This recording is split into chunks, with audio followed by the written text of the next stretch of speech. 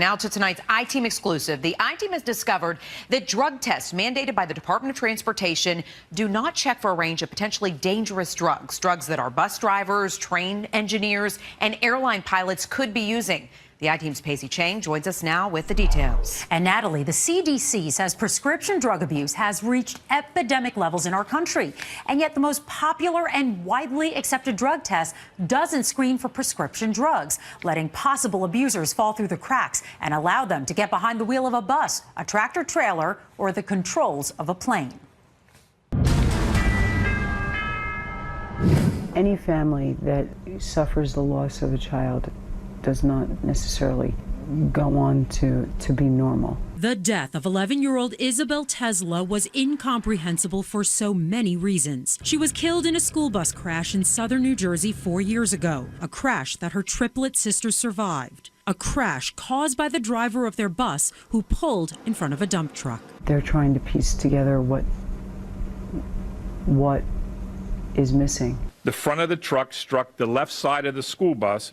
Piecing together the accident was the job of the NTSB, and what it found was startling. The bus driver had only been on the job for 13 days, and while the initial blood test after the crash showed no trace of major drugs of abuse, investigators found something else. The NTSB report ultimately blamed the bus driver's reduced vigilance due to fatigue and the sedative effects from his use of prescription medications, including tramadol, a powerful painkiller and opiate that can make one drowsy. The I-Team has learned that while the bus driver did pass a drug test when he got hired, his use of sedatives was never flagged. That's because he was given the 5-panel drug test, which is what the Federal Department of Transportation requires. The industry standards need to change. It's not just what the federal government requires. The I-Team has learned that the 5-panel test that is accepted as an industry standard only detects the 5 most popular illegal street drugs and fails to screen for the most popular abused prescription drugs. Oxycodone,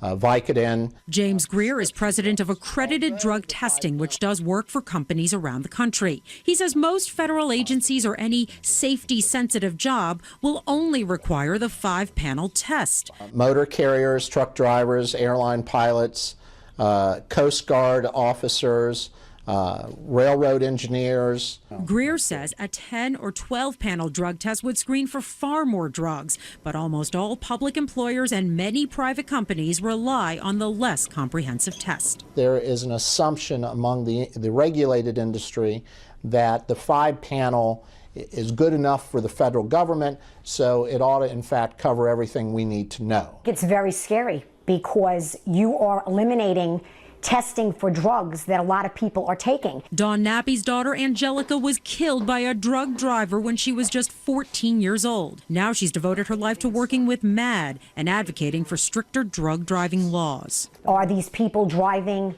under the influence of something? They are taking your life in their hands. The Department of Health and Human Services, who sets the drug testing policy, says they issued proposed changes last year to expand testing for 4 prescription pain medications. But experts believe it may take up to 2 years to take effect. Far too long a period that leaves too much of the public in danger. The president of the drug testing company we interviewed says for the most part it's private employers who will order the more comprehensive 10 or 12-panel tests. Federal agencies mostly go for the 5-panel, and in some cases we've been told by DOT-regulated agencies that if they ask for more testing, they might face fines from the DOT.